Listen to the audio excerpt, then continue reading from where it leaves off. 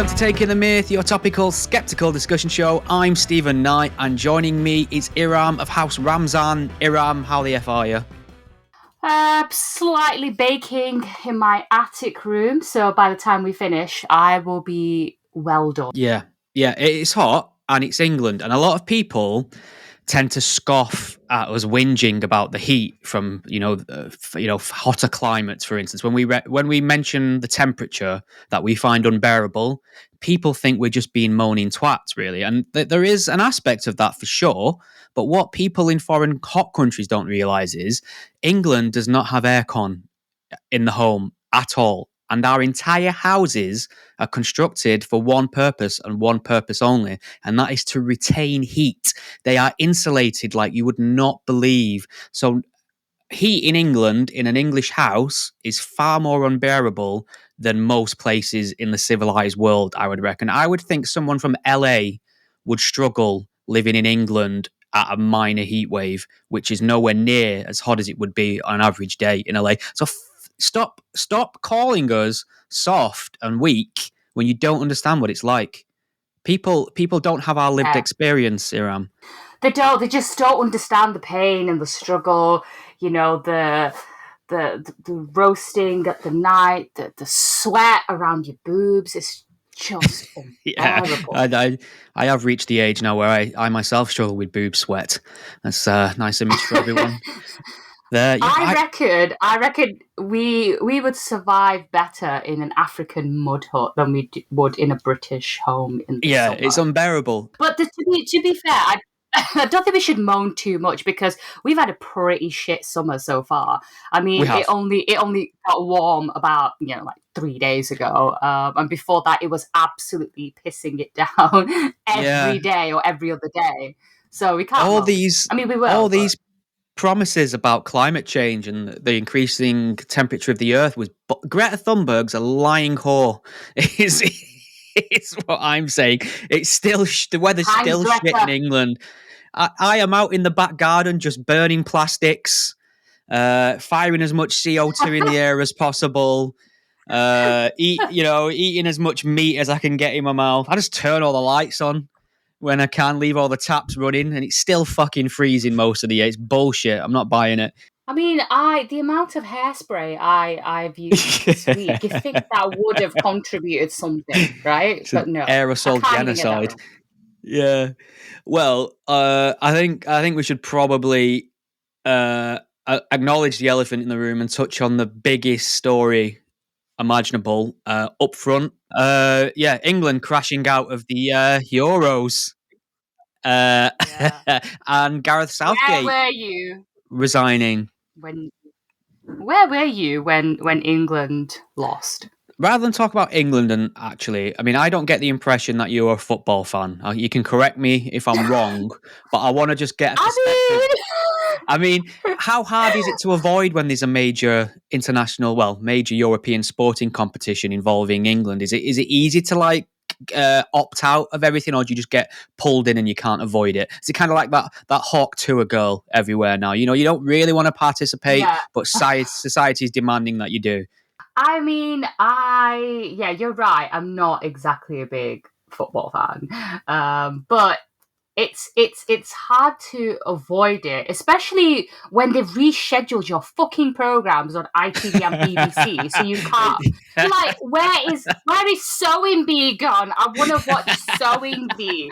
I don't want to watch football, but and then if there's extra time, Jesus Christ, the TV schedule goes to shit, doesn't it? Yeah.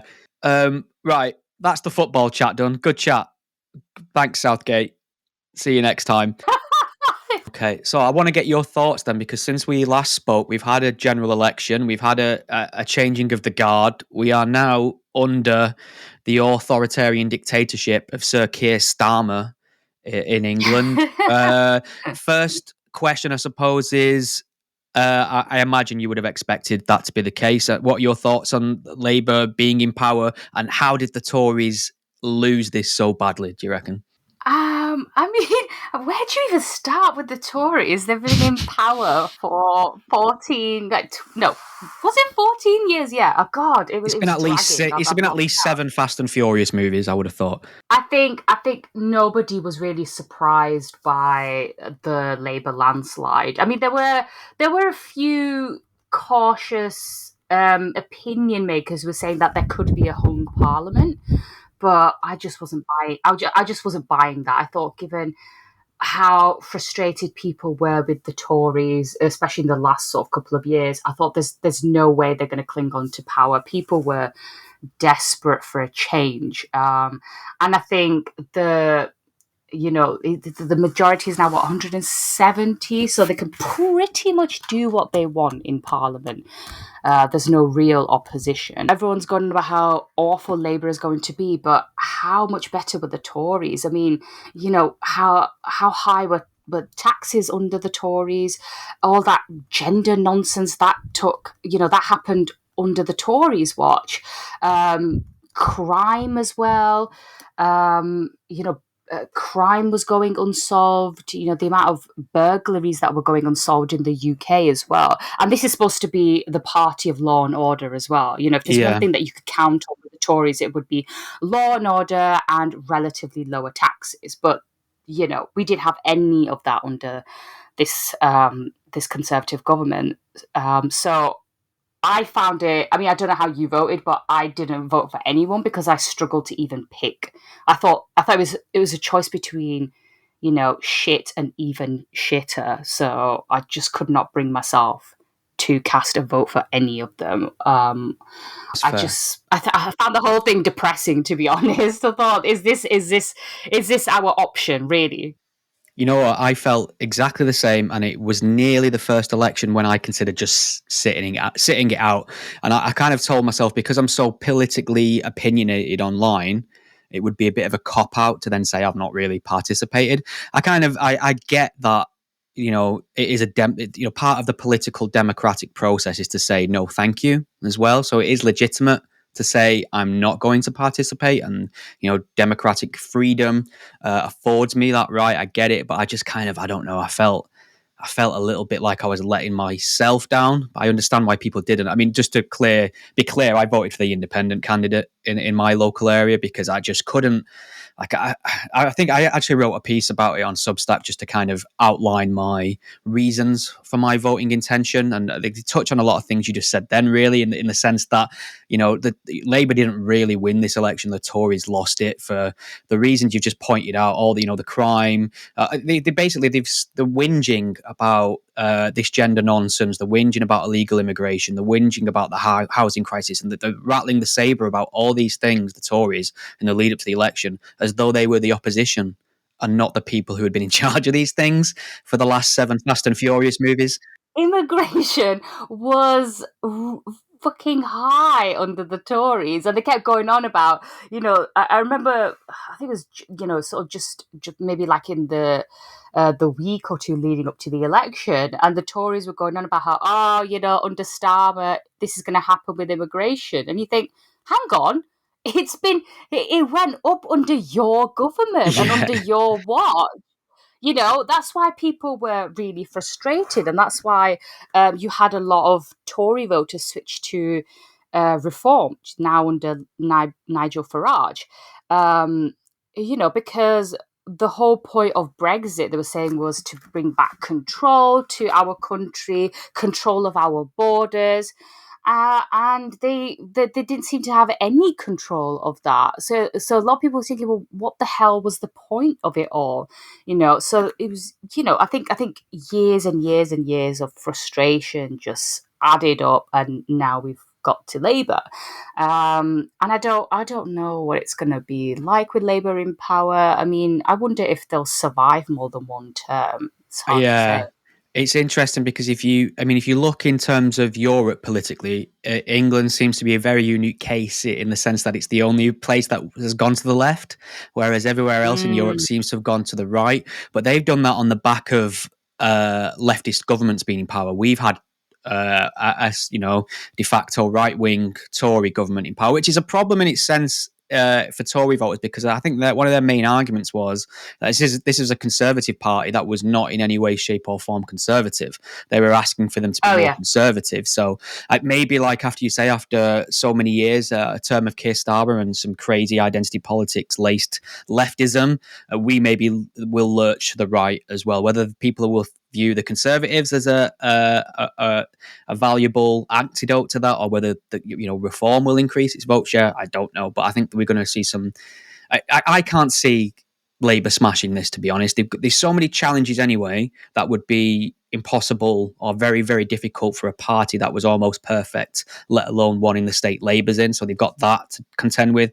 And I think they will get embroiled with too many identity politics related issues. Too many of their ilk within that party as well have still got that student activist mentality about them that just rubs the average voter up the wrong way. Rather than cracking on and saying we're going to serve the voters, we need to get a grip on the housing crisis. We need to look at policing, crime, the things you pointed out, civil unrest, things like that.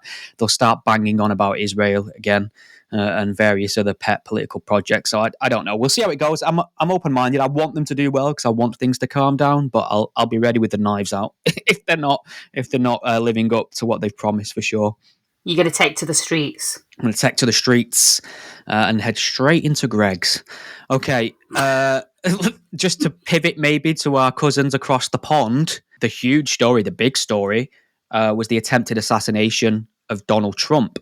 I don't think I really need to set the scene for anyone. I think everyone's on the same page with this news item now. But sniper took a shot at Donald Trump as he was addressing the audience at a rally in the public, grazed his ear, and kind of bundled off stage after a little while by the Secret Service. The iconography of that was very powerful. He got to his feet, covered in blood, surrounded by Secret Service, raising his fist in the air and chanting the word fight. I think that's done a lot for American voters, psychologically wise. Is there anything to say about the attempted assassination apart from the fact it was terrible and you should never try to assassinate anyone, least of all even Trump, even Donald Trump, regardless of what you think about him? I think that is an important point. I know it sounds stupid for people like you and I to say that because we know that, but there are so many people out there that are utterly convinced he is the second coming of Hitler, and therefore taking him off the board would be a virtuous act. I don't think they realize just how fucking much America would lose its head and what would happen to the democratic process if his head had exploded live on TV on that day. I think, it's such a cliche and an easy line to pull out here, but Trump dodged a bullet, but America dodged a bullet at the same time. So I don't think there's anything to say about that. I mean, it was wrong. I'm glad he's not dead, as much as I dislike him. I think maybe, I don't know if you've got any thoughts off the top of your head on the attempted assassination. I mean, the response has been most interesting to me. Yeah, I mean, his supporters have cast him as some sort of martyr, haven't they? Yes. And they've the party's transformed itself into this cult of personality. Mm-hmm. And then, a few days ago, we saw delegates wearing bandages on their right ears. I'm glad you brought that up. That's a mark of love for him. It's just, I mean, you're right, as you pointed out. The cult has become messianic now, hasn't it? Yes. It's just absolutely absurd. It's a mirror image of the cult of Corbyn for me. It's there are parallels there for sure. I think. I mean, this seems a bit more sinister than Corbyn, I would say. I agree. Yeah. I think now, I just wonder where that leaves the Democrats, especially now there's a growing call for Joe Biden to step aside. I mean, even George Clooney has come out and said, mate, come on.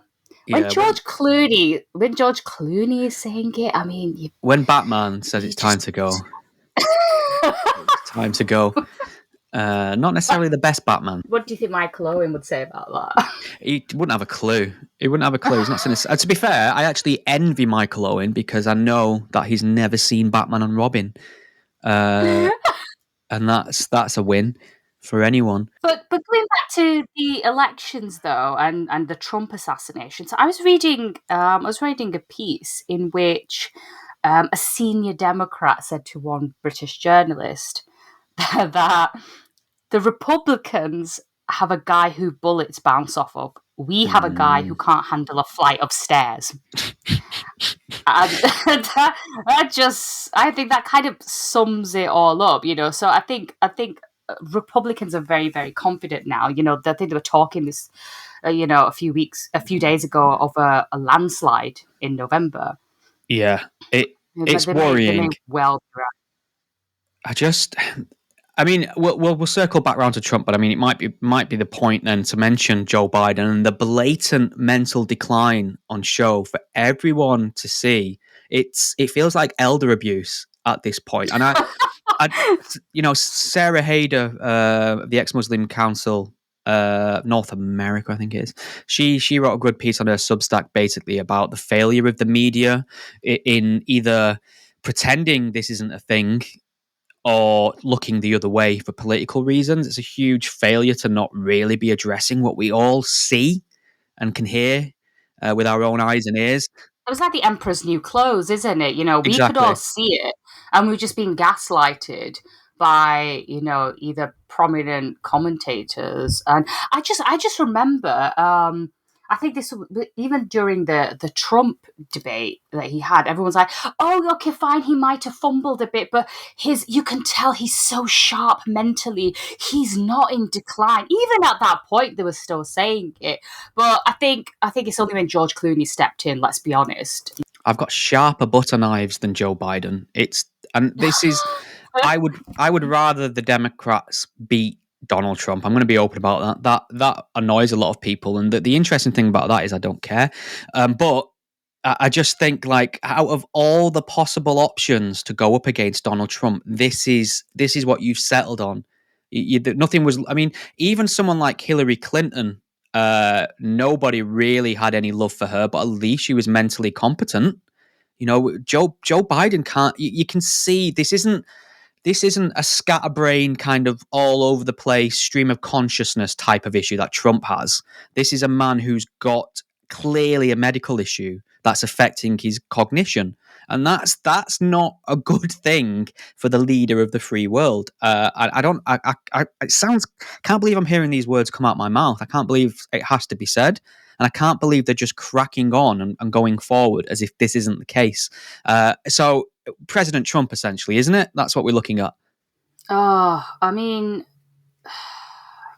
so I just need a minute to compose myself. I just wonder what that's going to mean for certain conflicts around the world, because I know a lot of people are concerned about Russia and Ukraine and Israel and Gaza. And some people are saying, with Trump in power, he could just easily end the Russian war. But, I wonder if it'll just be a case where they withdraw funding for Ukraine and then Ukraine's just left to it. It's hard to say, really. I know Trump will probably be very more supportive of Israel. He moved the embassy to Jerusalem, so Netanyahu might be very happy with the prospect of a Trump presidency. The one thing that I find a bit confusing is people always having a go at America for meddling in other countries, right? And you have someone like Trump who wants to stay out of that, and then you still get critics who say, oh, this can't happen, blah, blah, blah. And I think, well, which one is it? Which one do you want? Do you want America to get involved? Do you not? Is it only because Trump is saying it that you're opposed to it? I mean, what if Biden had the same kind of policy? Would they still would they agree with that? I don't know. You hit on a really good point there, actually, which helps me quickly segue into something. So, yeah, there's a sense of political tribalism that is so infuriating to me in the way that if the Republicans say something, there's no kind of analysis as to whether it's right or correct. By the virtue of the fact that it's the Republicans saying it, it must be wrong. That's the mentality of some people. So when Trump took to the stage in Milwaukee the other day at the RNC and said that men will no longer be able to compete in women's sport when he's elected. That'll end immediately, I think, is what he said. That got a huge round of applause, a lot of cheers, and the entire left are now treating this issue as if it's just a right-wing, conservative, religious, nut job issue, rather than perfect logical sense. So they're essentially just ceding that ground and allowing people who have probably got some really nefarious views on women's rights in terms of abortion, their place in the work and in the home. They're allowing them people to run with this issue and sound like they're the voice of reason. Do you not think it'd be absolutely fucking mental if you didn't agree with a number of key issues with your political opponents? Wouldn't that be, it's not possible for you to be completely on the opposite side on everything. So the only thing that explains... No, but you're right. People should have certain things in common. This shouldn't be controversial to say that. Yeah. So, I don't understand or appreciate this tribalism that says, well, my enemies say one thing. I don't care whether they're right or wrong. I'm going to, by default, take the opposite view, which is crazy. Another thing I wanted to mention as well, I always love to give the right a good kicking for their hypocrisy on free speech, because they've spent years claiming to be the champions and guardians of free speech. And in many ways they have been, certainly in comparison to the left, for sure. But I've got this theory that they're only really able to hang on to principle when they're winning, when they're in power. But I don't know if you've seen the reaction to Kyle Gass. He's one half of rock comedy duo Tenacious D. Do you know Tenacious D? I used to love them when I was about 19. Yeah, but I can't say I was a huge fan or anything, but I do know who they are. Okay, so I'm sure you've seen that.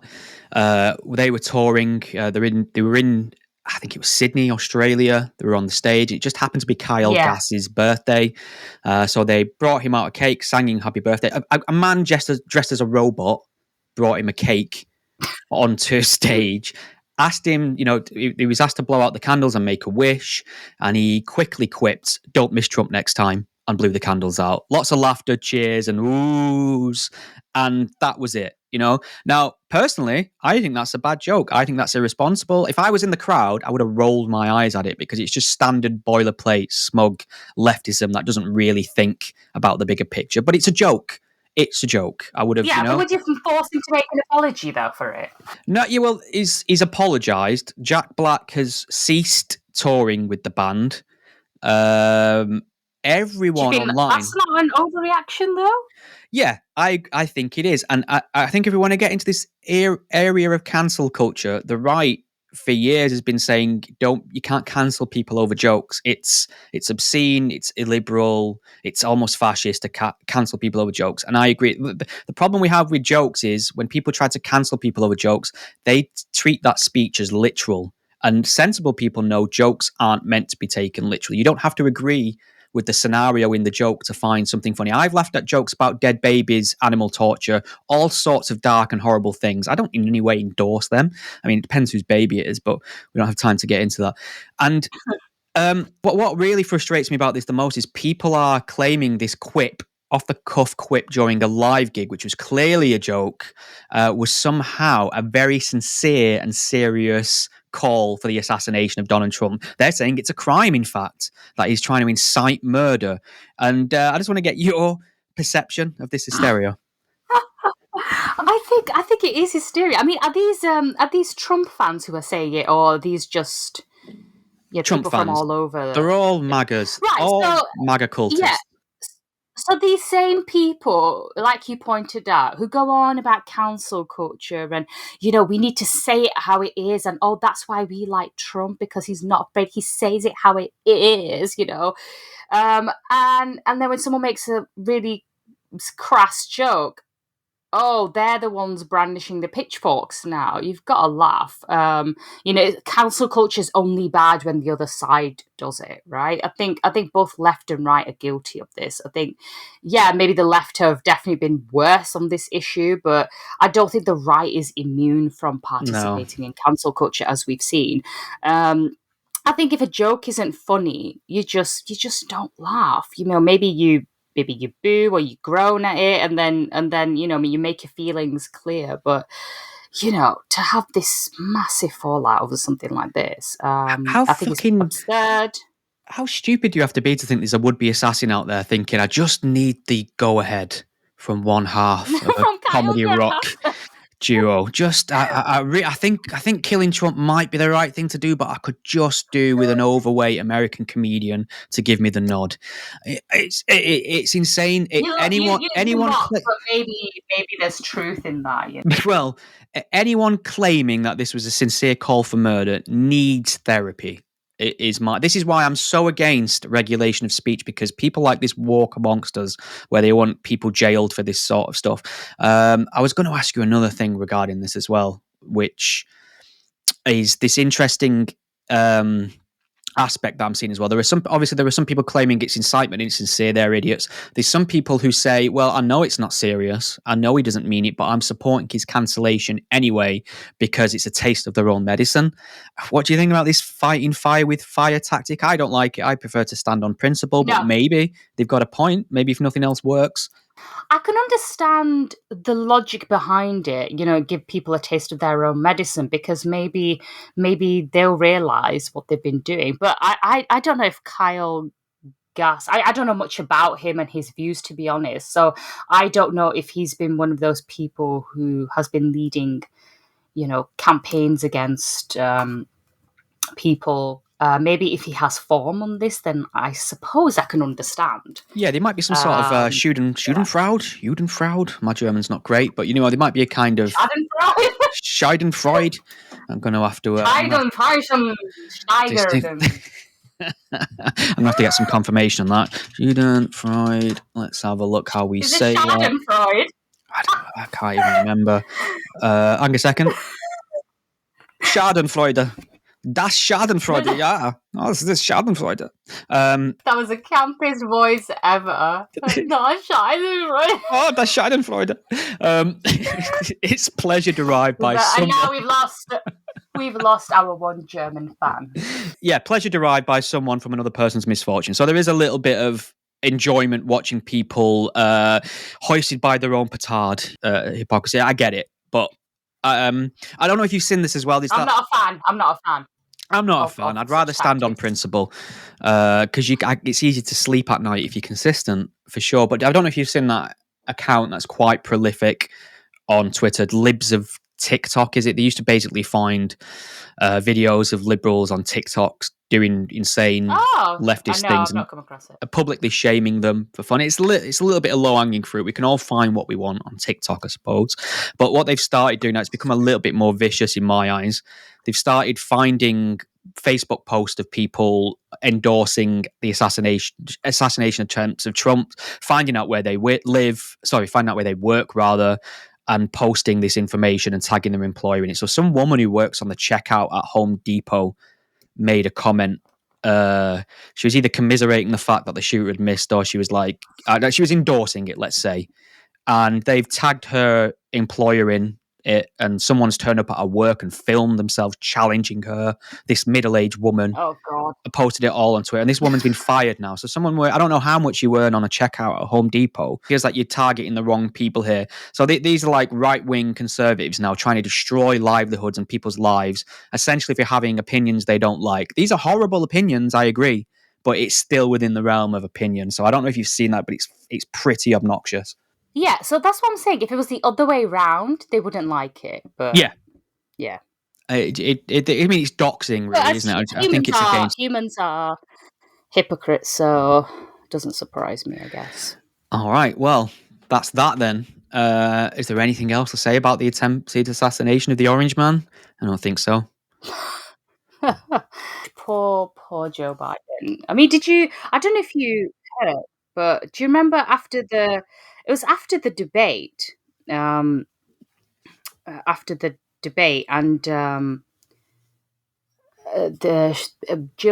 Biden, his wife, she went up to him and congratulated him really loudly. And she went, "You did so well. You did such a good job. You answered every question.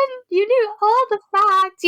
Like he's a primary school child who's done well on his maths test or something." Reminded me of getting a filling at the dentist when I was 7 years old, and they gave me a sticker afterwards. That's what that reminded me of. All right, well, that's America. I mean, I have to just kind of bookend this by saying, like, America has a history that we all know of successful assassination attempts on presidents, and many planned and foiled and botched ones as well. So I understand the kind of cultural sensitivity and the heightened kind of awareness that they have as a culture in terms of comments and jokes and things like that. But I mean, it's the land of the First Amendment. I think that's the principle you have to stand on above all else. And making jokes about things like this, it's not good. I think you can respond to it with criticism, as kind of impactful as you like, but the idea of destroying someone's livelihood, career, and everything they have forever for a comment still strikes me as off, regardless of what side you're coming at it from. Yeah, and I think the Trump fans need to bear that in mind, especially when they're the ones who, are always going on about free speech and the First Amendment and even the Second Amendment. So yes. Yeah. I'm not even going to touch on the endless conspiracy theories flying around. Nothing can happen now, thanks to social media, without us having 4 alternative realities of a single event now, where people file themselves in and are utterly convinced that they're correct. And it's insane now how people can live in an alternate reality thanks to the information they're getting online. That worries me. I think you've actually touched upon something that I was thinking about and I wanted to discuss, and it is about social media and the role of the internet. And I think, you would assume that in this day and age, with all this information and, at our fingertips, that we'd be better informed. But what it's actually done is it's led to a rise in like alternative media, where people can get their information from non-mainstream sources, and they can just go down this rabbit hole of conspiracies. And it's not just limited to Trump shooting and the conspiracies that spawned after that. It's everything. So October 7th, and did it really happen? Lots of people getting their information from alternative sources, and that British nurse Lucy Letby, who's convicted of murdering babies. Now a lot of people are convinced of her innocence, and I don't really want to get too much into that, but it's just the fact that I think now it's so much more common for people to, I think, almost get radicalized behind the internet in a way. People go into these alternative sources for information because they don't trust the mainstream media for whatever reason. And it's not even just cranks. It's not even just, losers in their mum's basement or anything. It's not constrained to just those kind of people. It's normal, ordinary people now, and I think that's quite worrying. I don't know if you feel the same, but I definitely do. It terrifies me. I mean, what's that phrase about a lie or a conspiracy can spread around the world before the truth's even got its trousers on? I think I'm paraphrasing. And a lot of people don't get the memo. They're still utterly convinced a lot of things that have been debunked are in fact true. It worries me how easy it is to find your tribe now in terms of extremist views. Let's say you're a keen advocate of eating poo. Let's just say that's a thing. I bet that is a thing. You had to come up with the nicest. Yeah, but nicest analogy. That's extreme behavior that will get you ostracized from your tribe. Like you would be the local weirdo that would never gain any sort of recognition, power, admiration, any sort of support. Right now, you can go and find the poo eating Reddit community, or open your own Discord and find your fellow poo eating enthusiasts and create a community, all creating this positive reinforcement of the value of eating your own poo. And suddenly the poo eating community has 50,000 members globally, and then you're meeting up and there's a poo eating conference. And you know what I mean? It's like people with extreme fringe and stupid ignorant perspectives on life would normally be the village idiot years ago. Now they can get constant affirmation for their views. There is no viewpoint that you can possibly come up with. You could generate these at random that you won't find agreement for on the internet. And it's very easy for humans And we all do this to kind of filter out the negative or the criticism or the inconvenient counterpoints to your views and just solely focus on the things that agree with you. People understand now in terms of engagement on the internet how to make money out of this. People who don't even believe some of the stuff they say know that it makes perfect marketing sense online now to completely go all in on one viewpoint on an us and them issue and never give any sort of credence or leeway to alternative views, because they know that's what an audience wants. It's easier to get behind conflict when it's an us and them issue. Balanced, reasonable analysis isn't very sexy, is it? No, it's not. I mean, it's not. No one wants to. No one wants to hear you saying, "Oh, actually, we have more in common Yeah. than than otherwise." And I think you're right. I've been seeing this a lot lately. I think especially post October 7th and what happened in Israel. I've just noticed that everyone wants to stick to their tribe. Everyone wants to stay in their lane. They just want to pick out facts that tell them what they already know or that they think they know. They don't want to hear the other side. They don't want to hear alternative arguments, and it's quite depressing, really, because I reckon if people had actual conversations one to one, they might be a lot more productive and they might find some common ground. But because they want to stick to their own tribes and on social media, it's just entrenching that divide even further. I do wonder if I don't know. I'm going to maybe play devil's advocate a little bit here, and I just wonder if maybe that's just on social media. That's just the online world. Does it translate to the real world? It's a great question. And years ago, I would have said no. I was very glib and dismissive of social media. As like, once you put it in your pocket, it goes away and it doesn't impact the everyday lives of normal people. But now social media informs the news cycle. When I've been out to demonstrations and interviewed people on the street and street protests, they're just regurgitating things from social media. Alternate media. Feels like the social media aspect of it has come into play in a lot of day-to-day interactions in some ways. Probably not as big as people might imagine from the signal that social media is giving, but I think it's certainly seeping in for sure. We live in a hashtag reality now. I think yeah. I think the lines are blurred now. It's quite worrying, and I think we're the only voices of reason left. That's it. Everyone else is tribal and wrong. We don't have a tribe. We're just correct. We are right. Yeah, I think we should run for president 2028. Well, they're not going to let us. I'll be vice president. It's a weird sort of. I mean, who should be president? Who should be vice president? Do you think? It's such an important question. Oh, that's a great question, isn't it? I'd make you president, and I'm going to lean on the optics and play the look, first female non-white minority president of the US, but I'll be like puppet master behind, just enforcing a strict racist patriarchy behind the scenes, essentially. That's if I don't have you imprisoned in a dungeon. Jesus Christ. Okay, well. Do you not think it's a bit weird that like you have to be born in the States to be president rather than just being an American citizen? Feels slightly unfair to me. I think we're opening a can of worms here, maybe.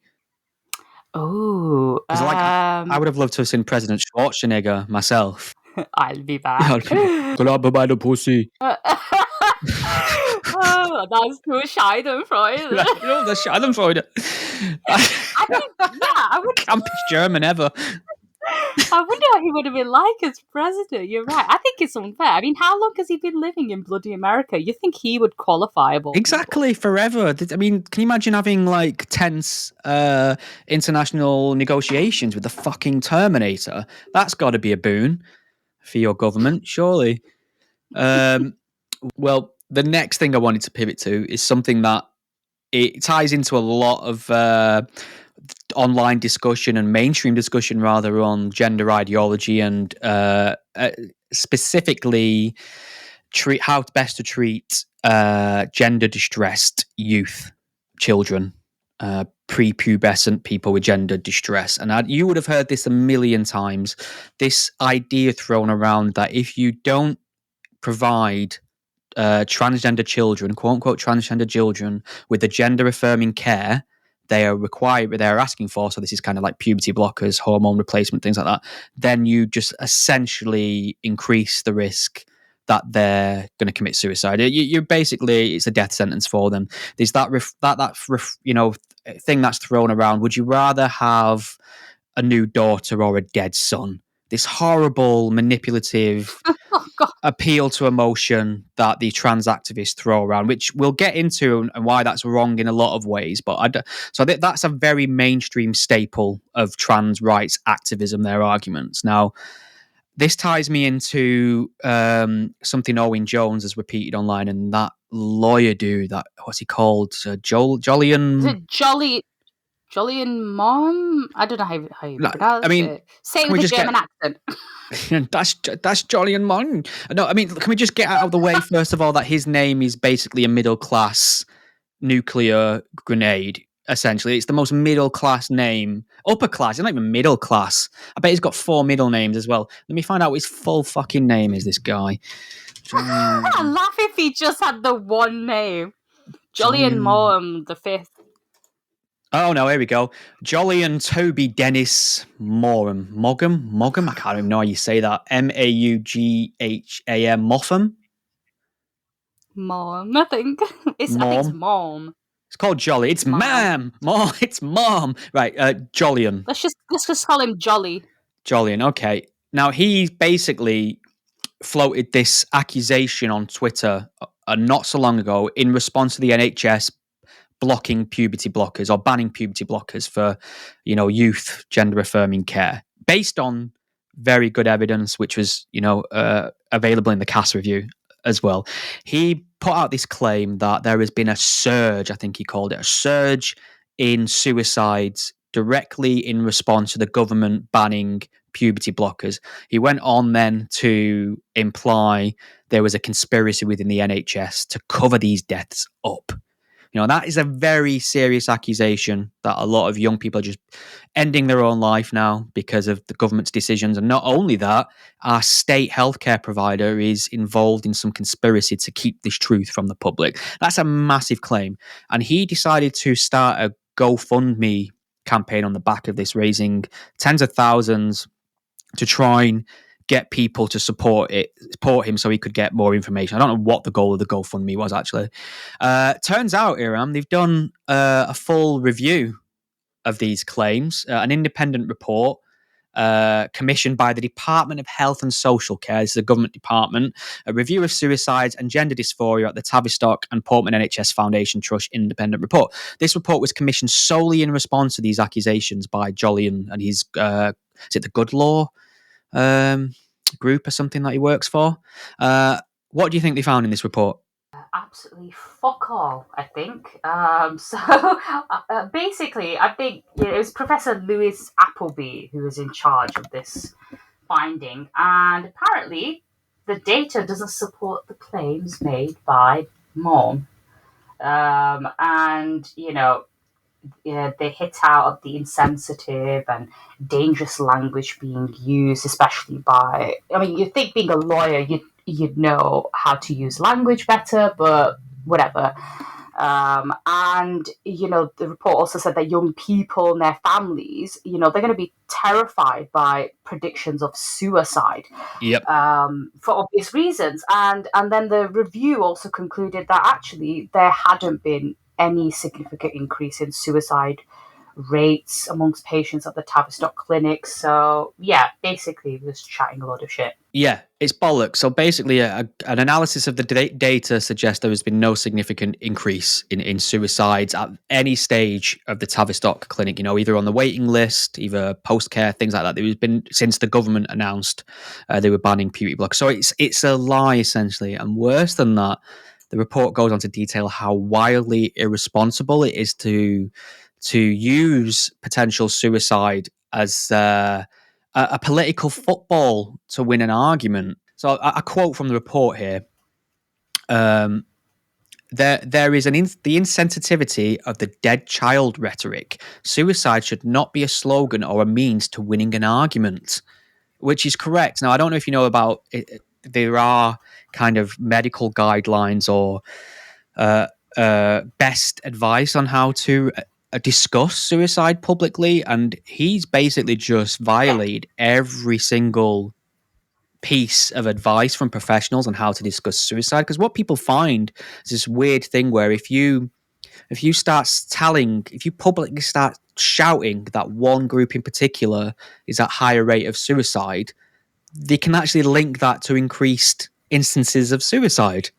You know, there'll be trans people with gender distress thinking, am I at risk of being suicidal? You know, you're kind of planting that seed in people's heads almost. And I mean, Yeah. how many times on this debate now are we going to get a proper independent report on something that says it's all lies and furthermore what you're doing is very harmful before people start realizing what a scandal this is going to look like to people in the future? I know. I think so. With now the new government revealed that they had the intention to make an emergency ban on, these kind of puberty blockers permanent, and activists were accusing the new health secretary, Wes Streeting, of having blood on his hands and Oh wanting to yeah, kill you should sue the trans fuck out of them. And the thing is, though, Mr. Mom is teaming up with Susie Green, who's a former chief exec of the trans charity Mermaid. That tells you everything you need to know. These are the types of charities and groups that are kind of pushing this sort of trans agenda and harming children in the process. So I just would not take anything they say seriously. You'd think people would have learned their lesson after the cast review, which we've discussed on this show before. The review found that there was insufficient evidence to show puberty blockers were safe for children. I think that was absolutely fucking scandalous, and it just makes my blood boil that those things were even deemed as okay or even necessary. It just makes me so fucking angry. Just to quickly summarize the situation we find ourselves in with these people. So as you rightly said, the cast review gave us some in-depth analysis on the best possible data we have on the use of puberty blockers. And what that found, like you said, is it's not credible to say they are safe for the treatment of gender distressed youth. There are some reports coming out now with correlations to kind of cancer, bone density issues, things like that.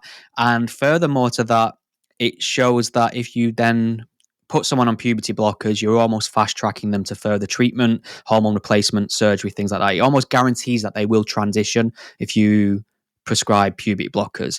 And what the data also suggests is if you just allow people with gender distress to go through puberty naturally, their gender distress will almost always, it's something like over 90% of cases, will desist.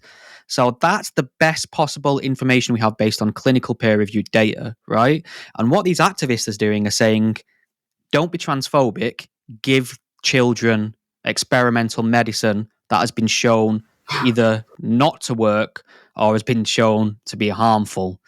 So this is where we are. They're demanding the transing of children where the data suggests they'll be just fine if you leave them the fuck alone.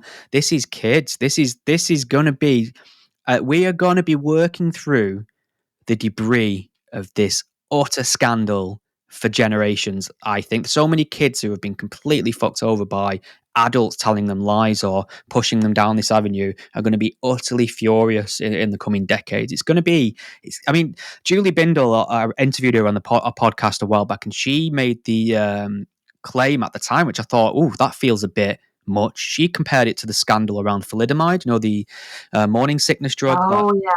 She said it's going to be a bigger scandal than that. And I thought that's a bold statement. And at the time I was thinking, she might be right. And now I'm thinking that's not even a controversial statement. I really do think it's going to be that massive. I think also, the fact that, as you're saying, with a lot of these cases, the children who say they don't feel comfortable in their bodies and they feel that they're in the wrong gender. And those feelings go away over time. I thought that as adults, our job was not to indulge in children's nonsense. Okay, what if they feel like they identify as a fucking unicorn? Then what? Do you still indulge them? And the whole point is, okay, fine. If someone's saying they feel a certain way, you might just say, all right, okay, fine. You leave them to it, and they might grow out of it. You don't indulge their delusions because they're children. They don't really know exactly what they believe right now. They're going through so many things, and as an adult, your job is to be a bit more responsible. But I think this is just all this, this report, the CAS review, I think it's just shown up, these activists, this trans activists' fanaticism and their child experimentation. And you're right, it's gonna. I think Bingo's right. Maybe it will be a bigger scandal than thalidomide. It does feel as well that, I mean, the activists haven't calmed the tits. They're still lunatics, of course. But yeah, but the thing is that it just goes to show you, doesn't it, that it doesn't matter how many reviews there are, how many reports there are, how much evidence there is. It doesn't disprove their own views and their claims. The zealots won't believe or accept it. It's a cult. It's much like with the, some of these mega Trump fans, they don't want to hear the truth. They just, they think Trump is the Messiah. And so it is with these hardcore trans activists. They don't want to listen to evidence or reason. They don't care, because they're just, I think, zealots. Yeah, there's that saying, isn't there? You can't reason somebody out of a position they didn't reason themselves into, for sure. But I mean, as zealous as the trans rights activists remain, I still think that we are seeing progress where it matters in terms of institutions or government level now. Obviously, we've seen the banning of puberty blockers. It seems like as identity politics addled Labour Party, as Keir Starmer did make some sensible noises on the issue just before his election. Whether he was saying that just to kind of turn down the heat on him just before the election, I don't know. We'll see. But it feels like the people in charge of this, in terms of treating children or providing the best possible advice, are kind of, the adults feel like they're arriving back in the room to me. So I'm hoping that will continue and not dial back. We'll have to see. Do you think we should see if we've got any questions on Twitter? I did want to get into the Muslim vote briefly. Oh, okay. If you want to, that's been a big topic of contention during this last election. Go ahead. The Muslim vote. Yeah, the Muslim vote. Yeah, people talking about this campaign group, the Muslim Vote, which has been trying to get people to rally behind certain candidates based on their position, largely on Gaza. So I don't know if you were looking into some of their claims and the people involved. So now we do have a couple of independents in Parliament now, and I think. I do have sort of conflicting views around the Muslim Vote campaign group and whether we saw sectarianism at the election.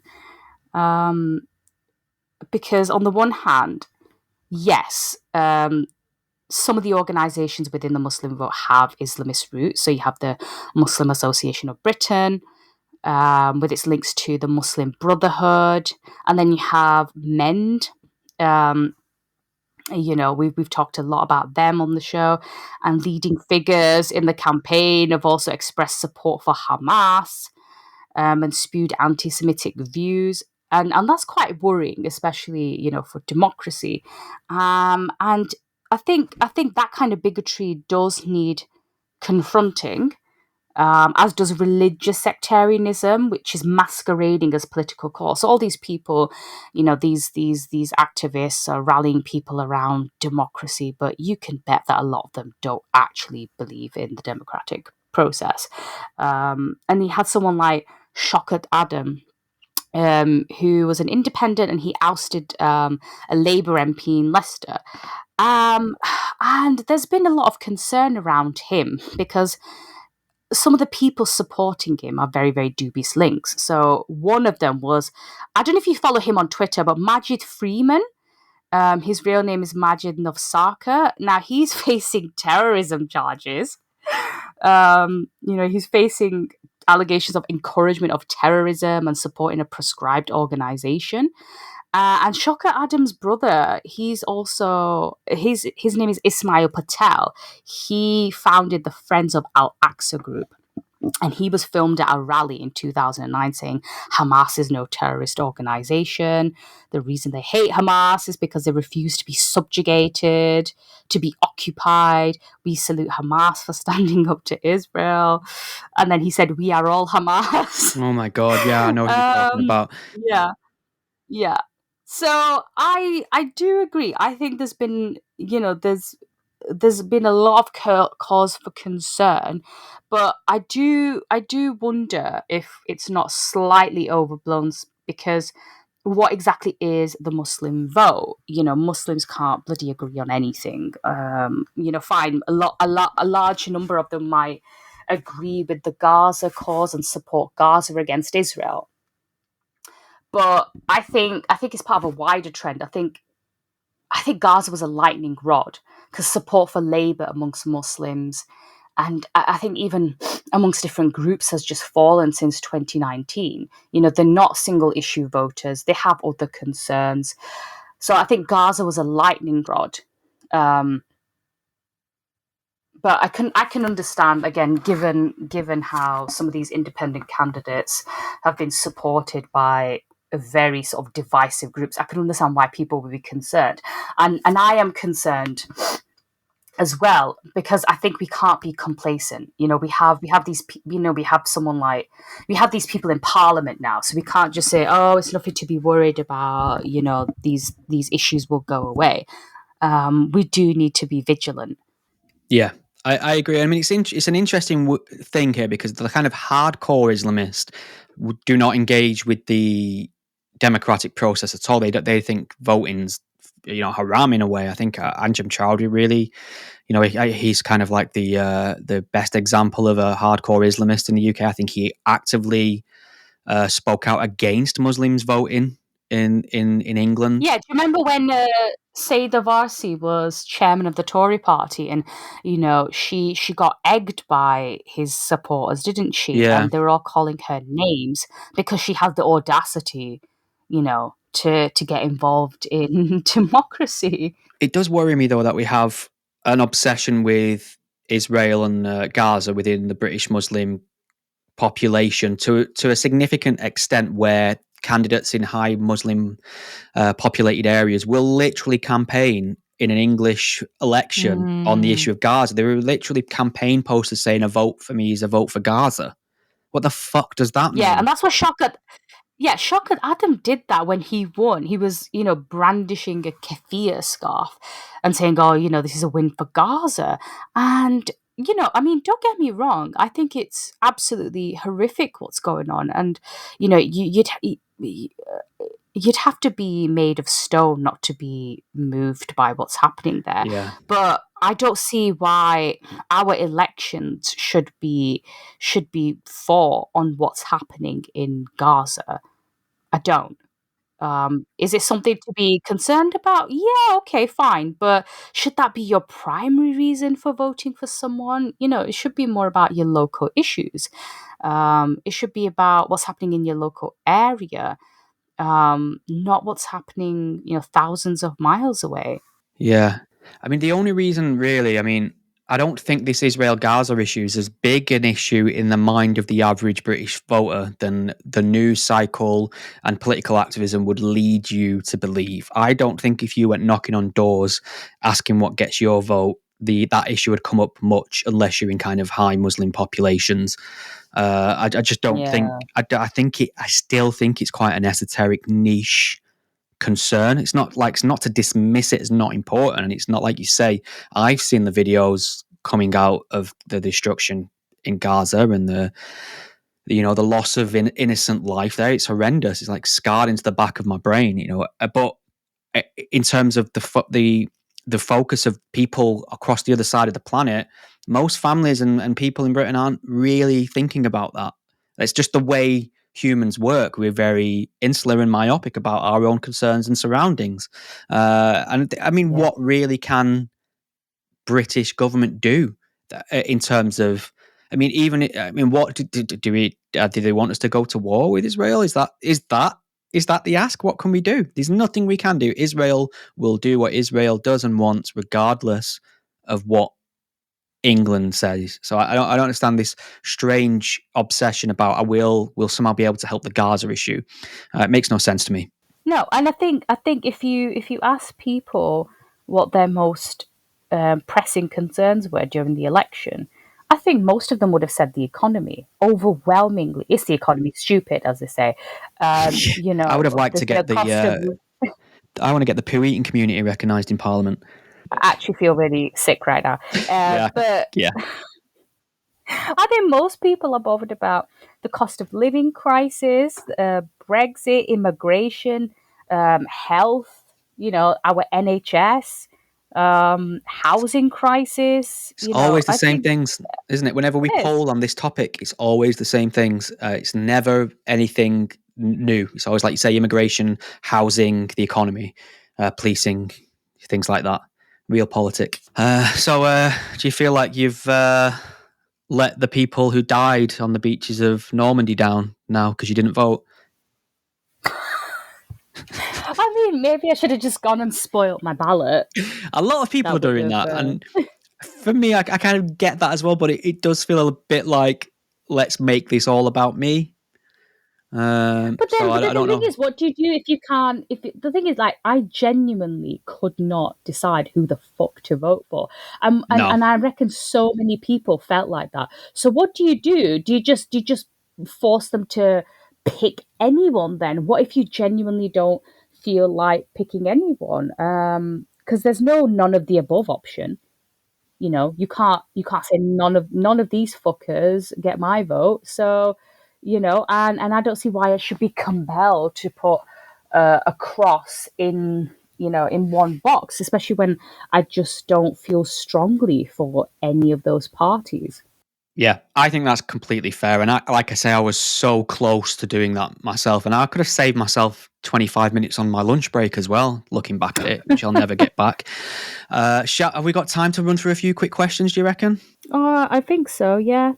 Let's have a look. We did get tons of question this time. Dave Watts has asked, I've been asking this question of everyone supporting the trans conversion therapy ban, including obviously Annalise Dodds. Nobody ever answers. Have you managed to get anyone to answer? So he's put 3 questions here. What precisely would a ban on trans conversion therapy ban that 1 actually happens here in the UK, 2 actually harms trans people, 3 is not already illegal? Yeah, this it's a bit of a false term, conversion therapy, for what people who are gender critical are talking about. Have you looked into this much? I actually haven't. No. Yeah, it's just a fault. The words conversion therapy ban. Yeah. The conversion therapy in the eyes of most people means the attempts historically to try and cure the gay. This happened on the NHS. We had like aversion therapy, and you could, electric shock treatment, all sorts of horrible things when homosexuality was treated as a malady and a disease, and people thought they could cure it. I mean, this is mainly a lot of these really sinister conservative religious groups would try and offer their services in this regard, praying away the gay. All sorts of horrible things would go on. That was quite rightly banned. So when you say conversion therapy, that's what most people think, right? Now, What's happening here is, in terms of the transgender healthcare crisis with young people, a lot of people are saying, you know what, gender affirming care is not a good idea. Let's have a holistic approach. Let's explore, secondary issues like autism, depression, anxiety, maybe some trauma from, the home environment, past abuse, things like that. Let's look at everything and take the best possible method and not instantly affirm this person as transgender. That's what's being described as conversion therapy now. So it's this kind of weird Orwellian thing where people are literally trying to convert somebody to a different sex or gender are saying those that are saying perhaps don't do that are the ones that are advocating conversion therapy. So I agree with Dave here on Twitter that they are good questions and no one will answer them because they're lying about what conversion therapy means. So I think we could just do with getting away from using that term for a holistic approach to gender healthcare. What next? Oh yeah, this is a good one for you, Ram. All views my own.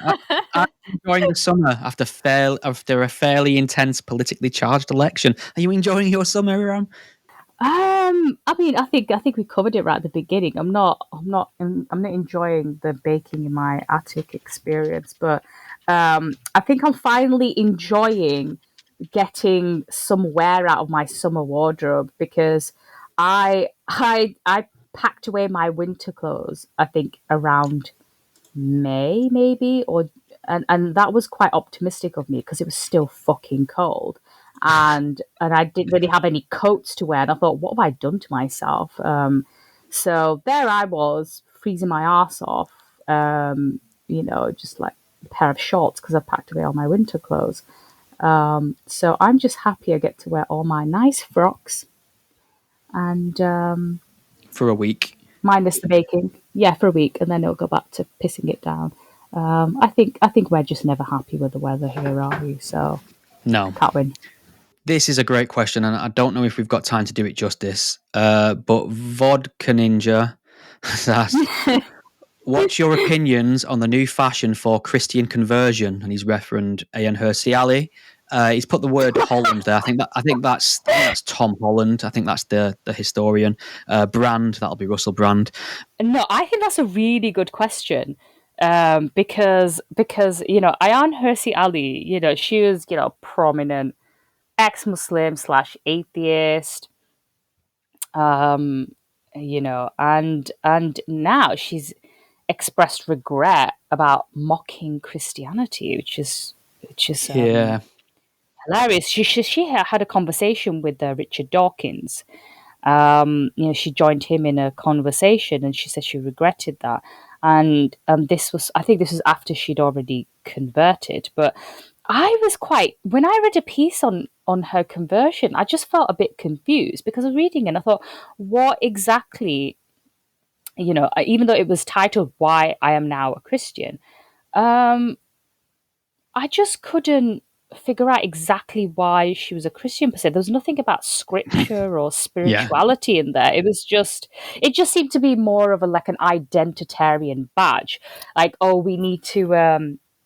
It's almost as though they think that a reaction to maybe extremist Islam or all the crap that's going on in the world can't be done if you identify as an atheist. We have to do it from a religious point of view. I don't know. I just found it bizarre. Do you?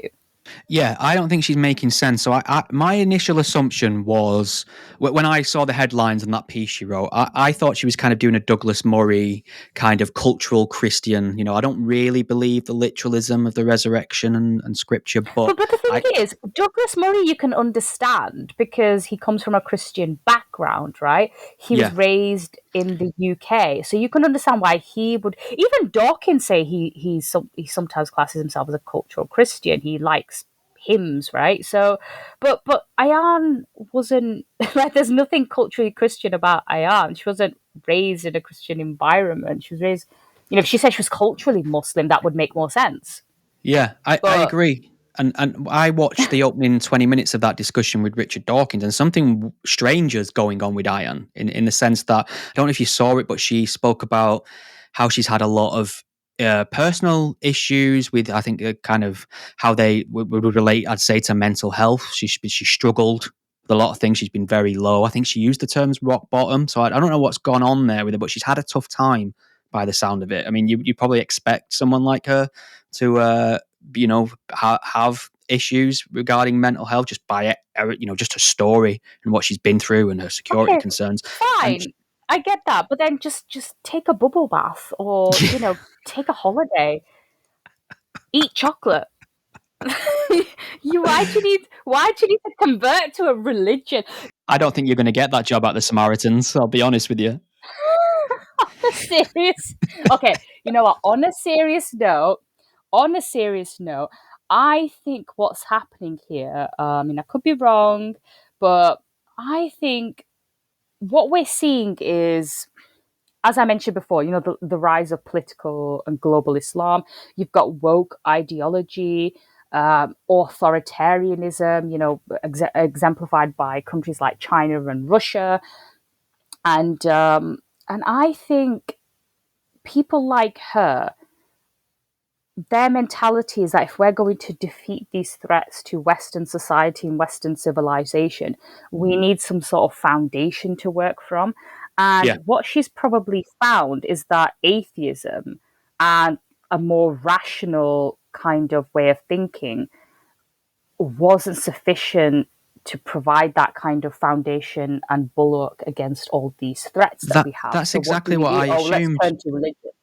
That's what I assumed until I heard her speak. But I think it's more personal than that, because she's talking about, like, I don't know if in terms of like therapy in America, especially, or if you go through any programs, maybe even like Alcoholics Anonymous, the 12 steps, things like that. It's all around giving yourself over to a higher power, a supernatural force, God, essentially. And it seems like she's had a born again moment where she's felt hopeless, and Christianity's provided her this kind of spiritual need that she has inside that atheism can't. And I kind of understand that. I do think faith and religion does offer you hope and solace in very dark and difficult times, in comparison to just the stone cold, light of day atheism that a lot of people propose. I get it. I see the temptation of that, and I just think if you have hit rock bottom, if you are at the the end of your tether for whatever personal reasons, I don't know what's going on, and all of a sudden you're offered Christianity, and all of a sudden you see hope in this and comfort in ways that you hadn't previously noticed. I think that's the kind of vibe I was getting from her when she was talking on stage. Now, obviously, that to me, I still don't think she's making sense. Obviously, just because something provides you with comfort and hope and meaning, I think the word meaning came up a lot, doesn't mean it's true. It's just that religion and stories, myths, they're the best game in town for humans in terms of providing us with some sort of hope or comfort when times are bad. So it just feels like she's using Christianity as a crutch in that sense. And I agree. It's quite pragmatic, this conversion. You're right. It is, as you pointed out, there's some sort of personal thing going on, and it's provided her with some sort of comfort. But there was nothing from what I could read in hers about Christian doctrine or spirituality. It was just she needed something to get her through a hard time, which sounds quite vague. We don't know what that is. This is what Scotch is for. That's how I do it. This is what chocolate's for, No, I'm not down. I'm not downplaying. I am joking. I jest, but I'm not downplaying the seriousness of whatever problems she's been through. But I would still maintain Christianity. I mean, good for her. Happy for her. I just think it's not. Why would you swap one religion for another? If you've lost a religion and then you're now identifying as an atheist, and then you suddenly decide, oh, you're going to embrace Christianity. I mean, it sounds a bit more pragmatic, and I think leaving her aside, you are seeing this from others as well, and I think, like I said, because of all these threats to Western civilization, people are sort of tapping into the Judeo-Christian values and how they're linked to Western civilization, and they have very short memories. This is going to be the most effective. No, I know, but I think at least Christianity is largely, I guess you could say, it's kind of lost that dogmatic element to it in a way that maybe Islam hasn't.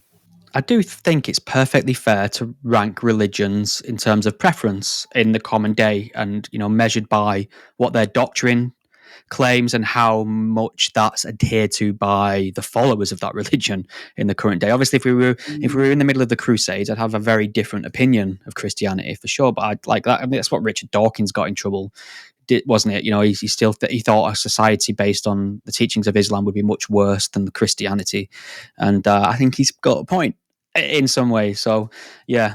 But doesn't that just show you that modern humans, you know, I mean, well, not modern humans, but humans generally, they need something to believe in, and they need to belong somewhere. You know, they need a tribe. You know, it could be religion, it could be about politics, it could be a running group, it could be a book club, you know, it could be an I Love Cat society. It's just something that gives you the poo-eating society. I do agree, though. We all want meaning. We all want to feel belonging. We all need somewhere to go, for sure. I think that's why we're seeing all the. I think that's probably why we're seeing a lot of the problems that we do in our society. You know, people feeling lonely, people searching for meaning, because, you know, religion doesn't do it for everyone. So what do you believe in? What group do you belong to or subscribe to? I think any group that hands out, you know, free chocolate and is a good one for me. Yep, that's all it takes sometimes. Right, this has been a pleasure. It's flown by. Let's do it again next month. Right, I'm going to hit stop before I mention eating poo again.